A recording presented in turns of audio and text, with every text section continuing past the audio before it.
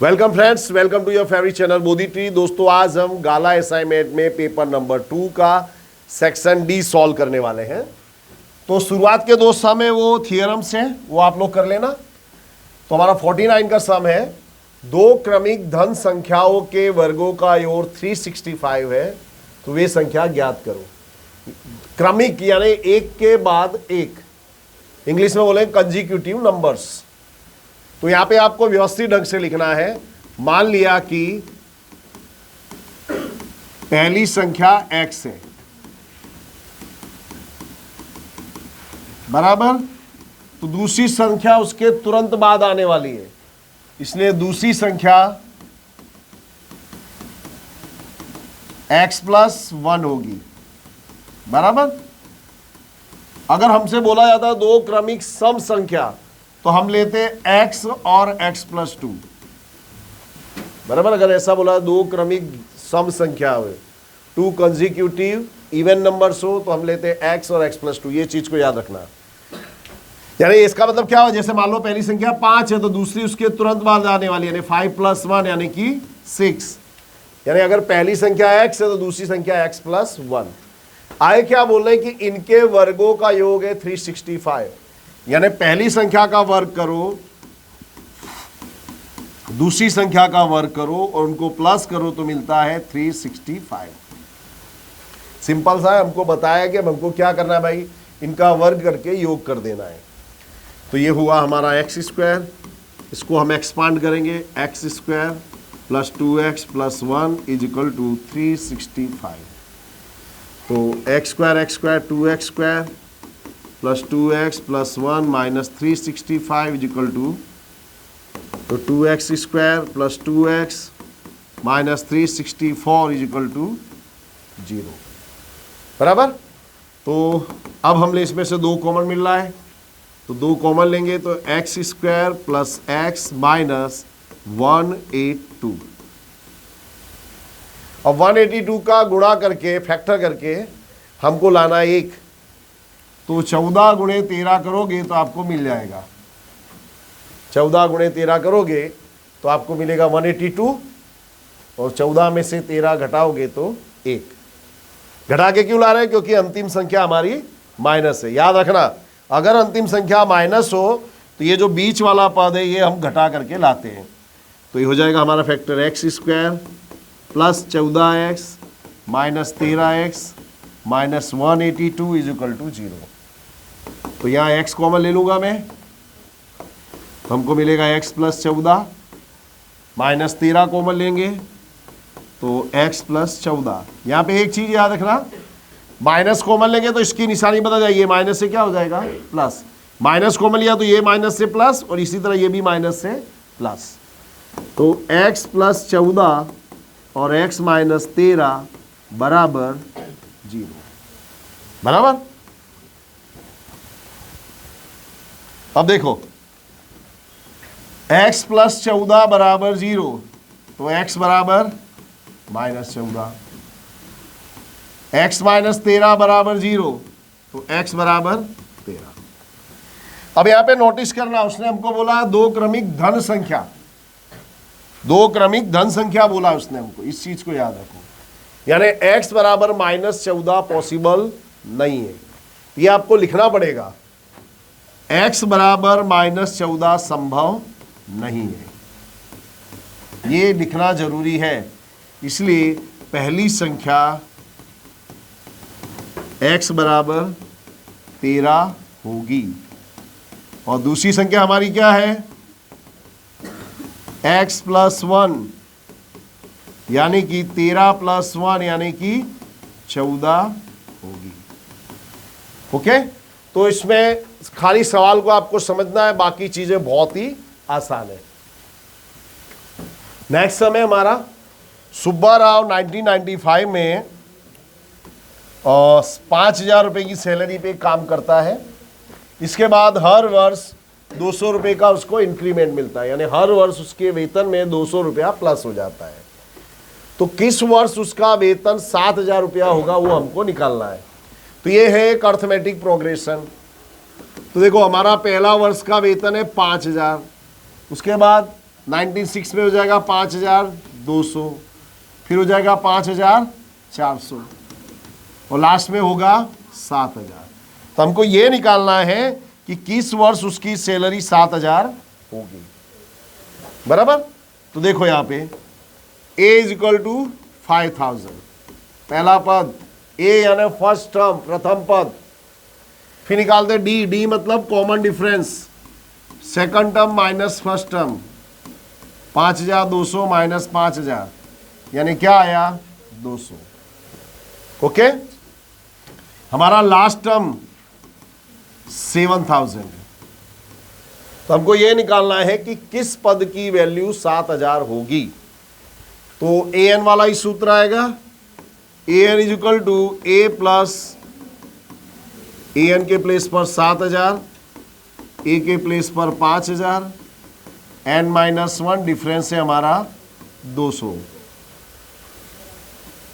अब हम 5000 का पक्षांतर करेंगे तो 5000 इधर आके क्या हो जाएगा, माइनस हो जाएगा।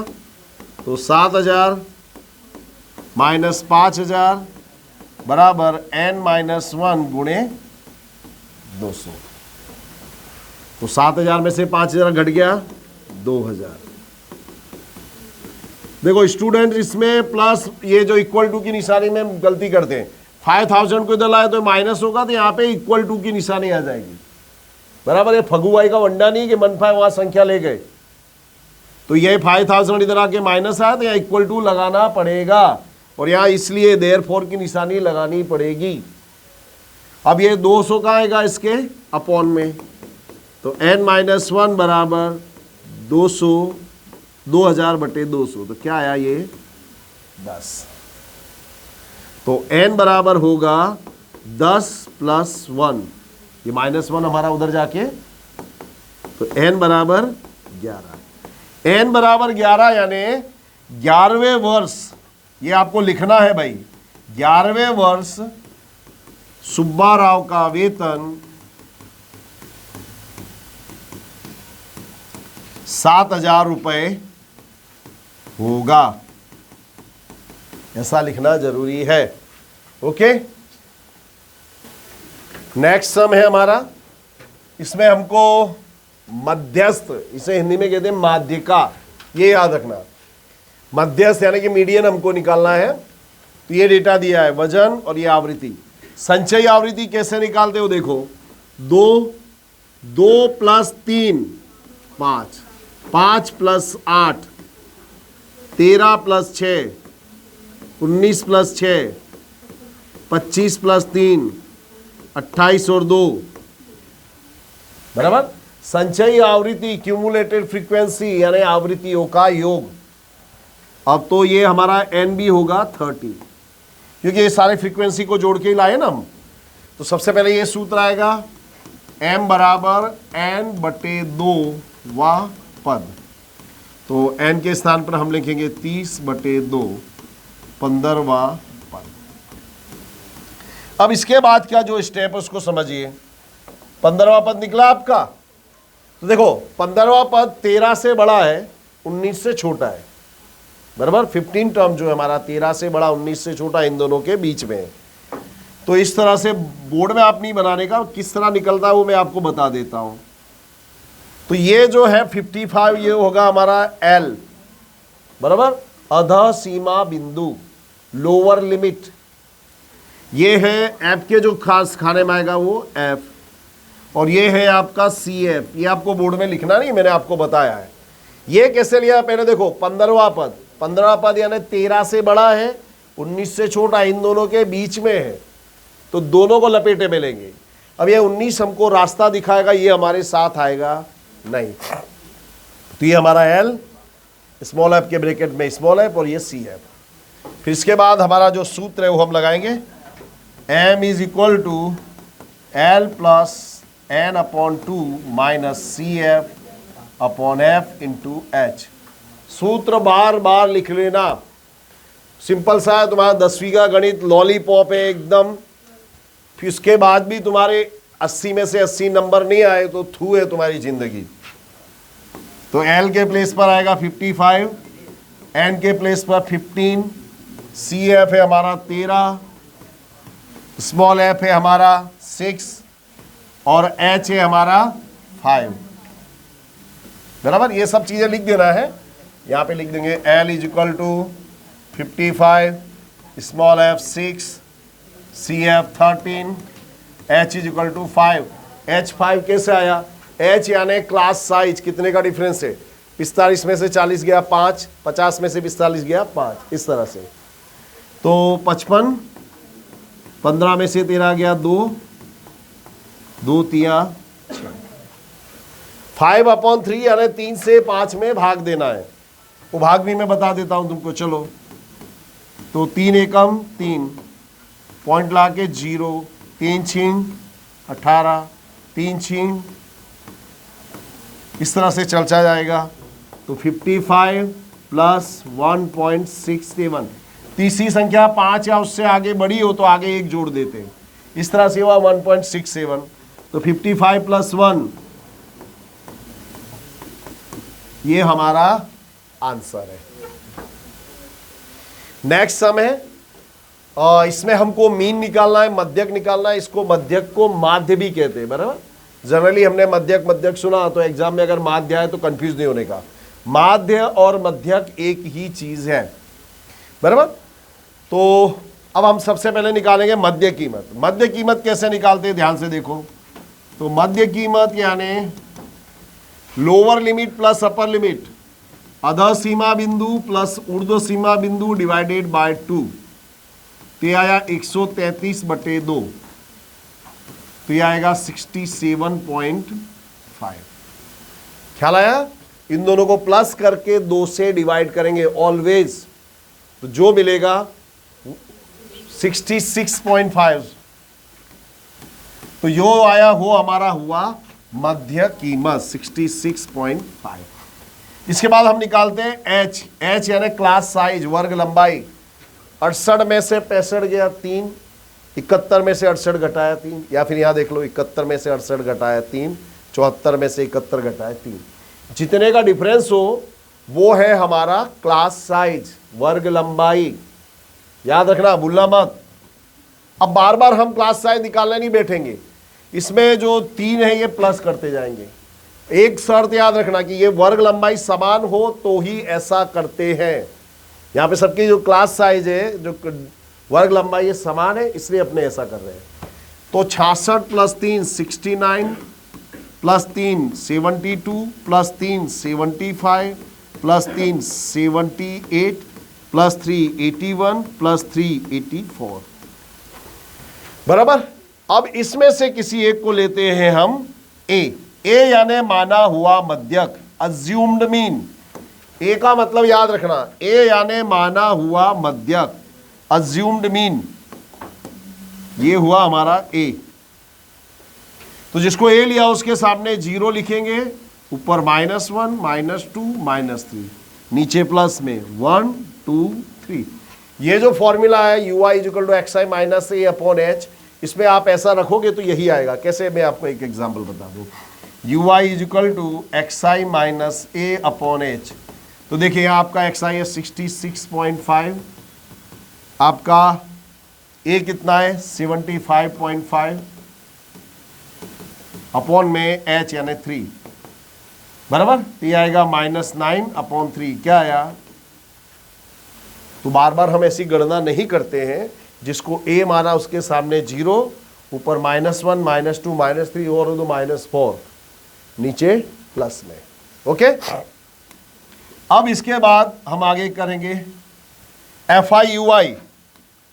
FI/UI यानी FI और UI का गुणा। ये हमारा FI और ये UI, इनका गुणा करेंगे। निशानी का खास ध्यान रखना है। 2 3 6 -6,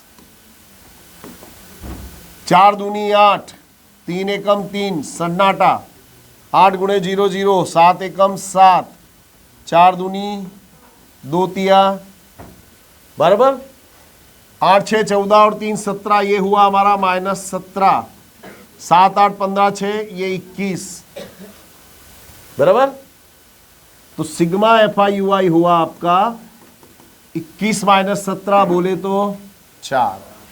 यहां निकलेगा आपका सिग्मा FI टोटल फ्रीक्वेंसी 2 4 6 3 9 8 17 7 24 और 6 30। क्लियर। अब इसके बाद हमारा सूत्र आएगा X bar is equal to A plus sigma F I U I into H upon sigma F आई।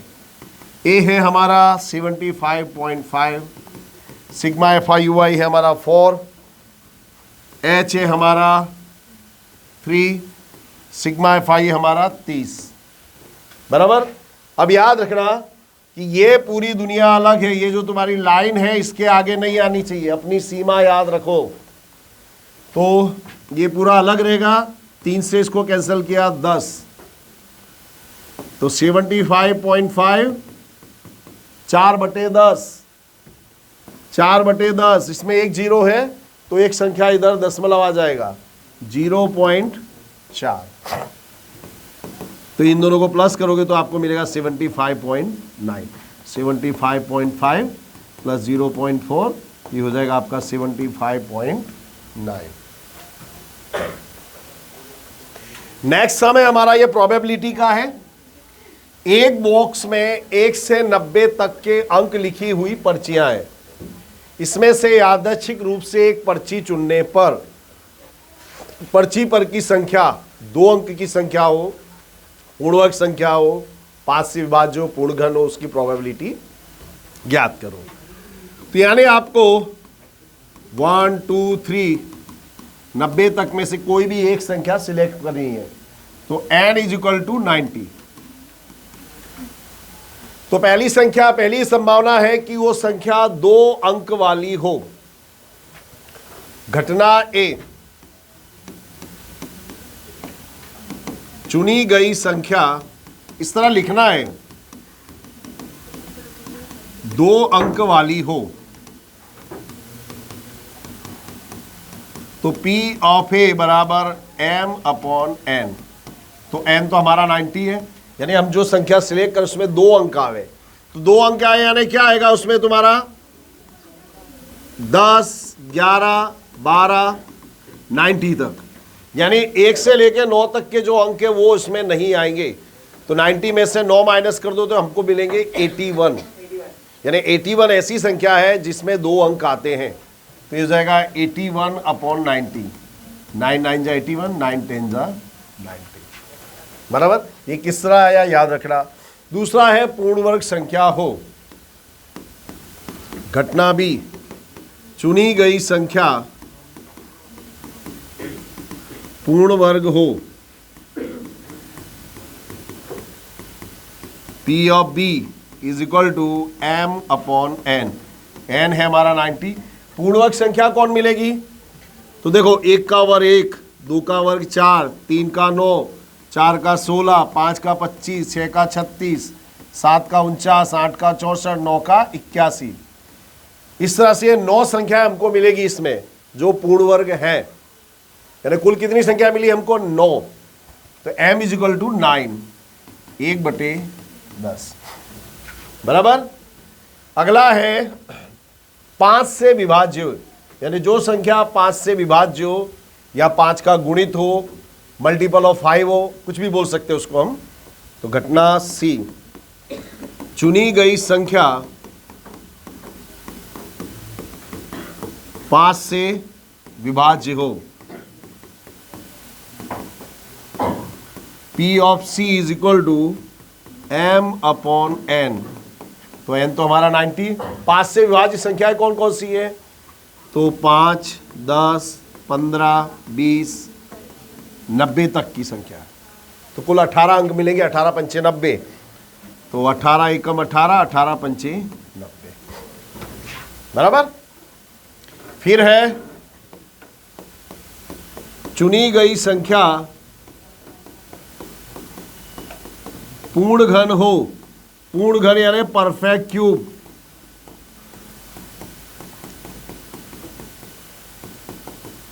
तो n बराबर 90। 1 से लेकर 90 तक में हमको जो पूर्ण घन संख्या मिलेगी, 1 का घन 1, 2 का घन 8, 3 का घन 27, 4 का घन 64।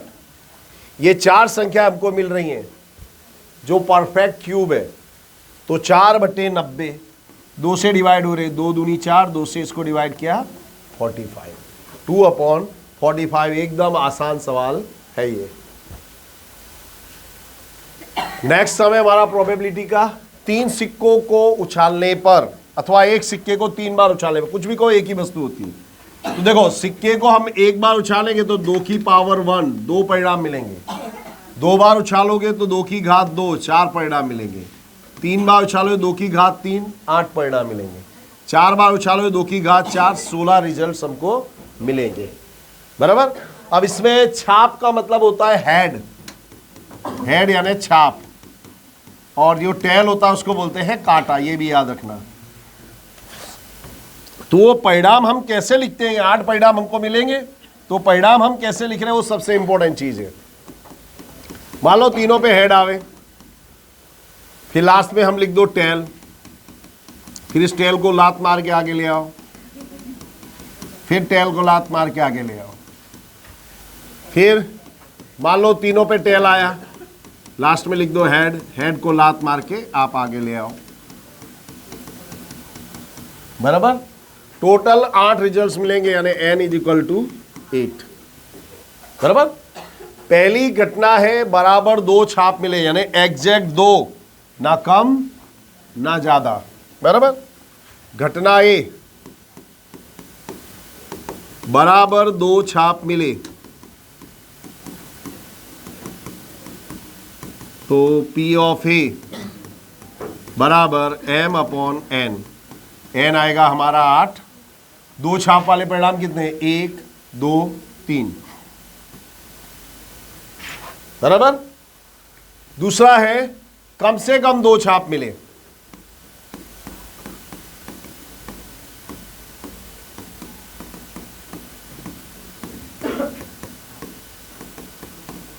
मिनिमम 2 छाप मिले, तो कम से कम 2 यानी 2 या उससे ज्यादा, लैंग्वेज समझो, कम से कम 2 यानी 2 या उससे ज्यादा, 2 से कम नहीं होना चाहिए। तो उसमें आएगा ये और ये 3 वाला भी उसमें आ जाएगा। टोटल 4 रिजल्ट्स मिले, 4 1 जा 4, 4 2 जा 8। अगला है अधिक से अधिक 2 छाप मिले,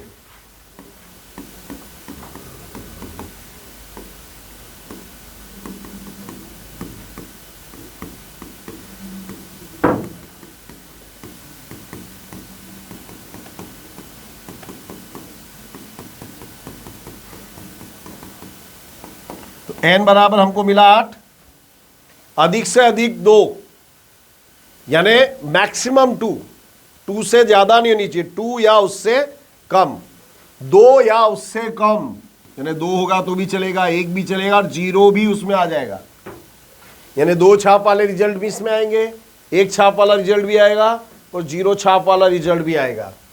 यानी क्या क्या इसमें आ रहा देखो, ये भी आ जाएगा, ये भी 1 मिनट, ये नहीं आएगा क्योंकि ये मोर देन 2 है, ये बाकी ये 7 रिजल्ट्स हमारे इसमें आ जाएंगे। लैंग्वेज समझना, अधिक से अधिक 2 यानी मैक्सिमम 2, यानी कि 2 या उससे कम, यानी 2 यानी उससे कम, 2 या उससे कम, यानी 2 आएगा वो भी चलेगा, 1 भी चलेगा, 0 भी चलेगा, तो ये 7 रिजल्ट हमको मिल जाएंगे, बराबर। घटना डी, कांटा से ज्यादा छाप हो, कांटा से ज्यादा छाप हो, तो P ऑफ D यानी कि हेड टेल से ज्यादा हो, हेड टेल से ज्यादा हो, तो देखो इसमें हेड टेल से ज्यादा है, इसमें भी, तो ये 3 हमको मिल जाएंगे, 3/8। तो दोस्तों इस तरह से यहाँ पे हमारा सेक्शन डी पूरा हो रहा है। आई एम श्योर काफ़ी आपको अच्छा लगेगा, तो ये लाइक और सब्सक्राइब वाला बटन दबाइए। Thanks for watching, have a nice day.